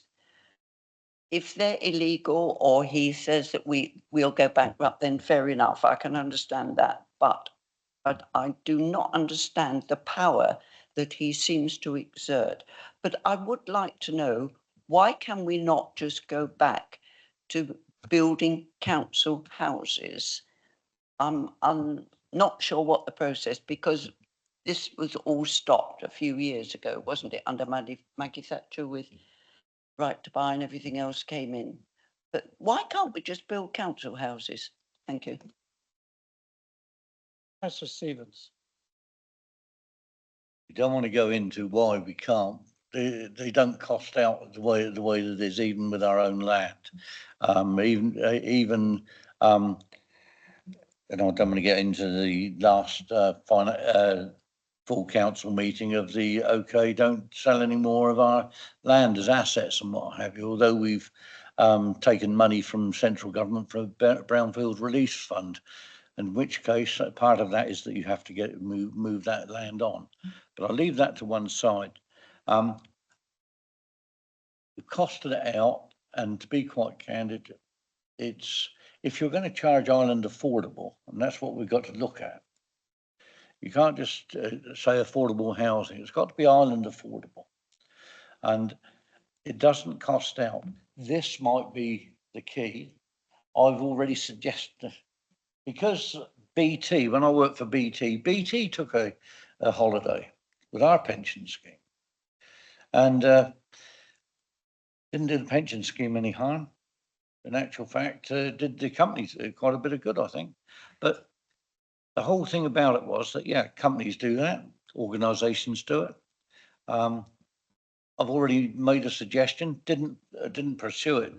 I must say, Councillor Brodie, but I think that it's something that we should consider. I'm going to hear from the other side of the chamber in a moment and hear that the pitfalls. But I think it's well worth looking into. I really do. I'm after, we as the Isle of Wight Council should be after every penny we can get.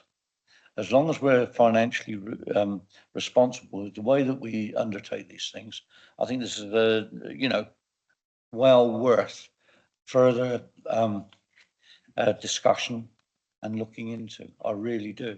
I think that it could be something that the Section 151 officer might well agree with. I didn't get as far as because I didn't get as far as being knocked back by him, but he is, and the reason he is a Section 151 officer, he's financially responsible for everything, including signing off loans, etc., to build housing stock. Although we go and we put into the mix, and quite rightly so, we put into the mix the amount we're paying out on bed and breakfast and all the other bits and pieces into the equation. It's only since the turn of the year, or just prior to the turn of the year, that we've actually, after 3.5 years of banging on the door and saying that should be part of the equation. What we're spending out on B&B should be taken in and rolled into the costs of the local authority. But I think this is good. I don't want to waffle on too much, but I think this is good. I think it's well worth further discussion, investigation, and I think that it's a damn good way forward. And I thank Councillor Brodie for bringing it forward. One thing about the 151 officer and the assistant 151 officer is that today at 12 o'clock, I believe the cabinet papers are being printed and what have you. So, and within that, I think there's the budget paper. So I think they're working on that to get that through. And that's not an excuse, but that's just where they are. Thank you. So I think a number of us are familiar with the discussion with the 151 officer and what's included and what is not included in that calculation. I think the opportunity is there now to reinvigorate that discussion and perhaps have it in a different way. I'm continuing to explore some options here, and I think we could do it together rather than apart. That would help. We can all learn at the same time. My thoughts so far are not to term it as a pension holiday by the council, but to view it that the council will still pay the same amount of money, but it will be a directed investment by the pension fund. Looking at examples online, a directed investment by the pension fund means that the pension fund can determine the policy against which the fiduciary elements of that are constructed, rather than solely the 151 officer. It means we are not subject to the 151 officer approval of loans because we're not constructing a loan instrument. So that seems to fall away.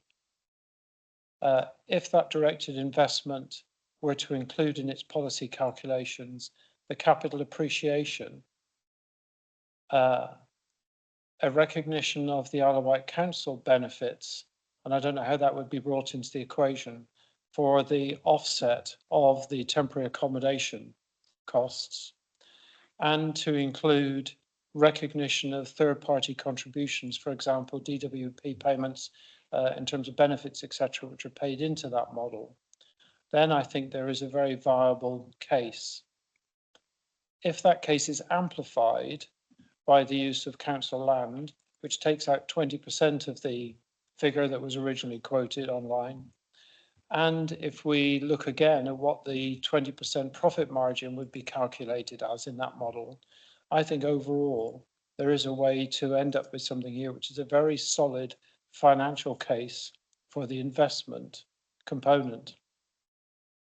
And whilst I agree that the earlier statement is that today everything we do is on a commercial basis, I think there is a responsibility on us to look at other mechanisms which can embrace that social aspect without detracting the former.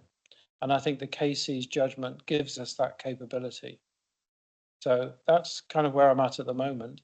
And Councillor Brady. Can I propose that we carry this paper forward, and rather than make a decision on the because I think we need to have Section 141 officer here, and I appreciate he's busy today. So I think that we've all got, but we all think there's more information we need about possibilities of other things before we make a decision. So can I propose that we take this paper to the next meeting when Mr. Ward will be here, so we can really drill into this a lot more carefully and make a proper decision? So at the moment, I wouldn't know which way to vote on this at the moment. So I'd like to propose we carry it forward, please. Yeah, we're not actually voting on the paper today, but I think we will. It will. This is the beginning of a process. I don't want it to be. This is by no means the end. But I think what I'd like to do is to perhaps suggest, yes, we can take it forward to the next meeting when he's there. But for us as councillors, initially, I'd suggest for those who wanted to attend, and I would very much like to be there. I'm guessing Ian would like to be there. I'm guessing Jeff would like to be there. Sit down and explore this model in a bit more detail with whoever else wants to join that. And then to invite Steve and the staff on the pensions to contribute into that discussion. And then once we've got that level of discussion going, to then, because by that time the discussions on the budget cycle will probably have moved on. I hope they have anyway. If not, we've got other troubles.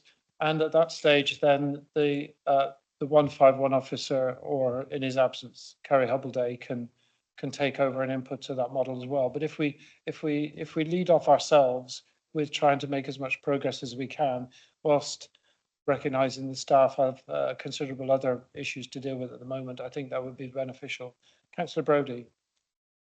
Just very quickly, I mean, I'm pleased to hear the comments being made, and that what I originally suggested wasn't entirely daft, Paul. But yeah, you know, I mean, I'm pleased that you'll start to look into that, because I do think if you could do that, that would be great. But I would also, you know, say to Councillor Stevens, you know, if he separates himself away from his fiduciary responsibilities here to being the cabinet member responsible for resources, and no doubt with his name on the bottom of the budget papers later today, you know, that he and I and others as well, everybody also have that discussion about the possibility of a contribution holidays, which is not within your remit, you know, but it's certainly something that the Isle of Wight Council could do. I wasn't here in the period that Mr. Milford refers to, when there were contribution holidays taken in the 1980s, I think it was. Maurice Barton was the leader of the council at the time. You know, they used to take contribution holidays to keep the rates down. The council tax didn't exist then, Steve. It was before Mrs. Thatcher fell. Yeah, and that was quite a common thing. It happens now. Holidays happen up and down the country. There's nothing to stop this council doing that and building up a sizable fund. But if we can get these two working in parallel together, your decision to hopefully to look further into this, but also for Ian, you know, and the administration for however long we've got left, and that's still in the balance. Is it 3 months or 15 months? You know, I'm hoping 3, but you know, so that retire, but we'll see. You know, can start to look at the possibility of a contribution holiday as well. Thank you, Chair, and thank you for letting me contribute. You're welcome, Councillor Brodie. Councillor Churchman, and then I think we'll need to speak to Steve and move on again. I was just going to say, I would second the motion. I would just query whether, in fact, Martin should be present as well to make sure governance, etc., is, you know, overseen Thank you. I would agree with that too. So is everybody happy that we've reached a conclusion and we know we've got a way forward with it? At the beginning of a process will go on. So I think this side's fine. And then Steve, on your side for a contribution, please. Thank you. I think I just have to point out, I think you need to be mindful of the responsibilities of the committee for the fund in discussing this. And we touched upon it in the last item, that the responsibility is the fiduciary one to the fund, as it were. I understand there are issues, wider issues of the council, but the responsibility of the committee is to ensure the fund operates and can pay pensions going forward. So that is the prime concern of the members of the committee. If you're looking at different policies, they might affect all employers as well, not just the council.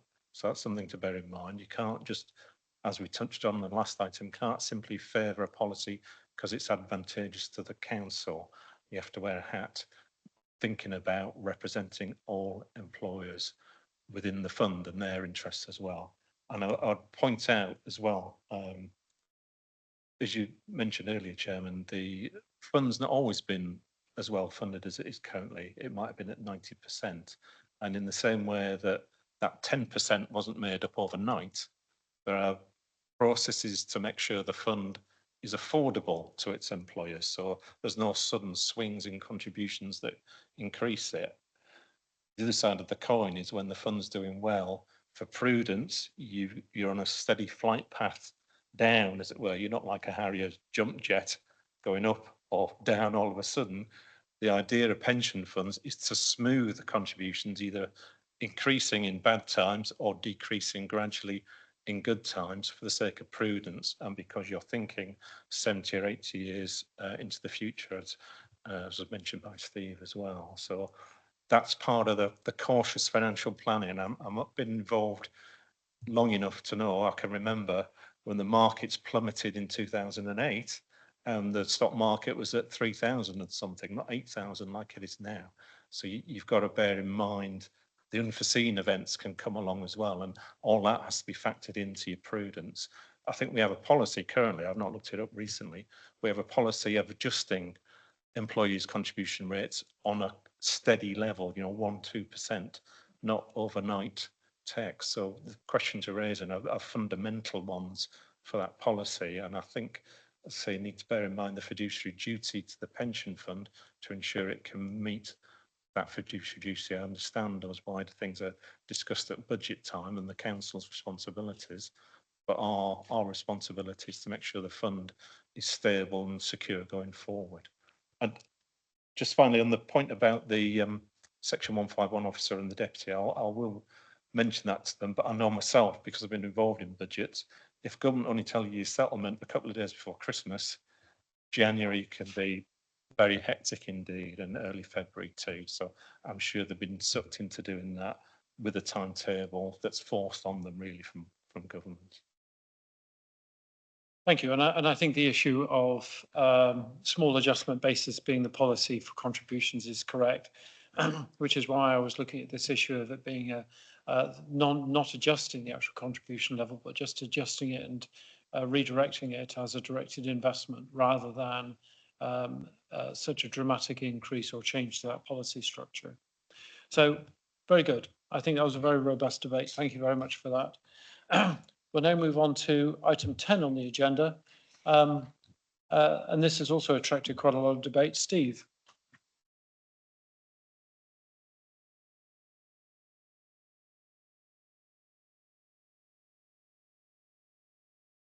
One where we've spent some time, and our actuary colleagues in Hyman Robertson, our investment advisors in Hyman Robertson spent some time looking at the possible extent of our exposure to investments that could be linked to Israel. So I think the first thing to highlight is there's again some overlaps with some of the stuff we've already discussed in terms of the committee's got that fiduciary duty to act in the best interests of members, and that is normally interpreted as in their best financial interest. So that provides part of the backdrop for this discussion.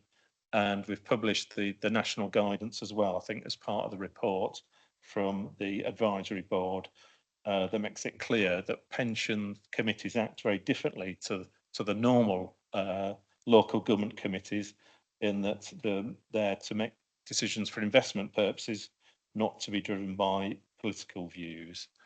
So I think that's important to bear in mind. And the monitoring officer view that's also in the report, in the legal section, I think is fully in accordance with that. So I think it's important to bear those parameters, as it were, in mind when looking at this issue. I think setting that aside, there's also a number of practical issues if you're looking at the particular question of any disinvestment. And one of those is that there's no definitive list of what's linked to Israel.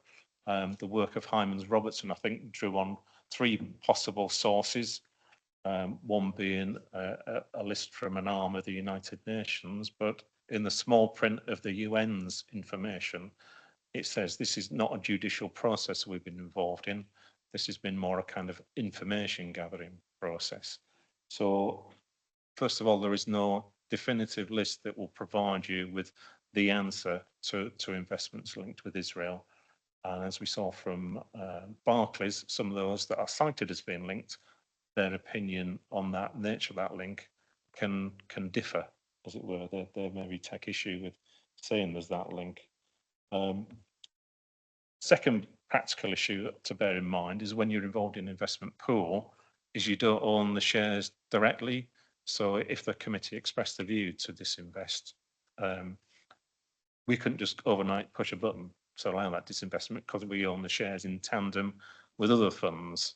So we'd somehow have to engineer a situation where we're excluding those shares from being part of our pool. That would need the agreement of other funds to be part of that, or we'd have to create a separate fund with a separate mandate ourselves for investment, which would take time and money and resource to do as well, and comes at a time when government are going in the opposite direction of, we want you to be aggregating funds all together as much as possible. So I think there's a number of practical issues that therefore within the report we point towards the fact that I think, as has been mentioned, going back to environmental, social and governance issues, although the fund has a policy, that policy needs a review, and it could probably do with fleshing out a bit more. And then we could look at all issues, including Israel, any human rights issues, conflict around the world, from the point of view of that new policy, an environmental, social and governance policy, that would allow you, for example, to join with other funds to exercise the most amount of influence with the shareholders we've got, so we can influence companies through that new policy.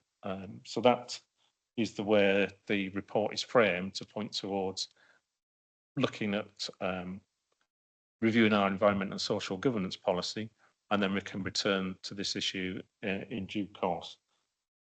I'd also point out there's some guidance, extra guidance came out from the advisory body, but so recently on this that it was just like literally the day before we were publishing the report.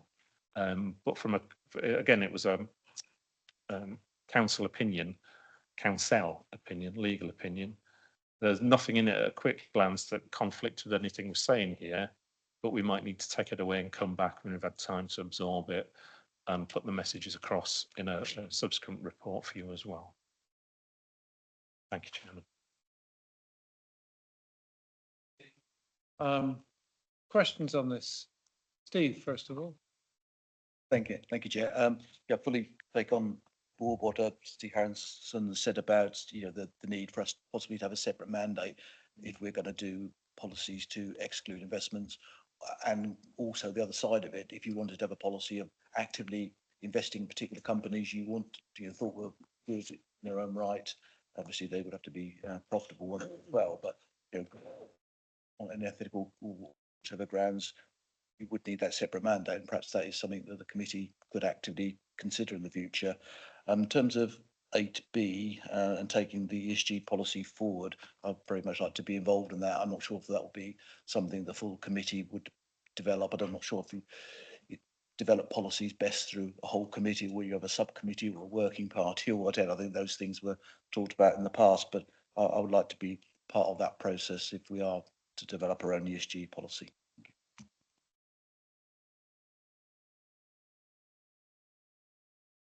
That's a Churchman.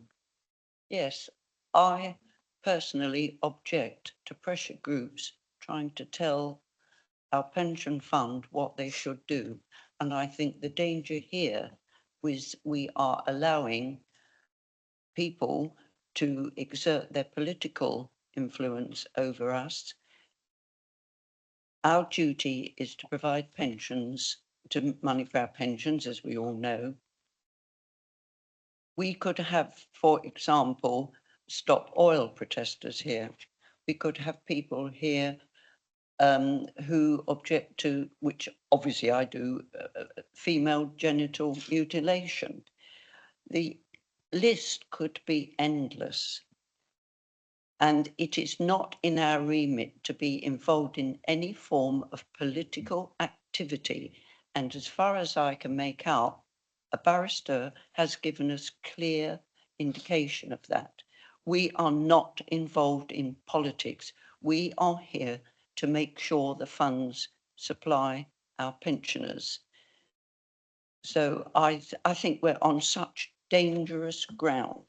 But the political bit is what is being missed out. It is, I think, a statutory duty that in pension funds are not allowed to indulge in politics. I think at the moment, Chair, that's all I have to say. Thank you. Any other contributions here? I'll go back to Steve, give him a chance to respond, I think.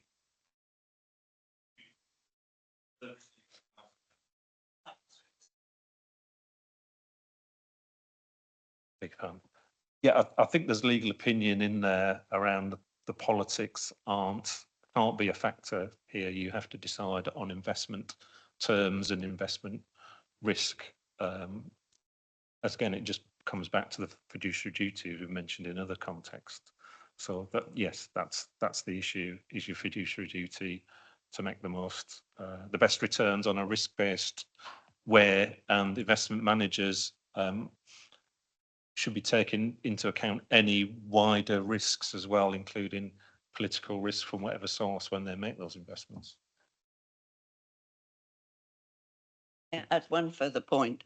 I do not see why we should risk companies in this country that supply jobs and revenue by perhaps having, for example, take Rolls-Royce. They produce the best cars in the world.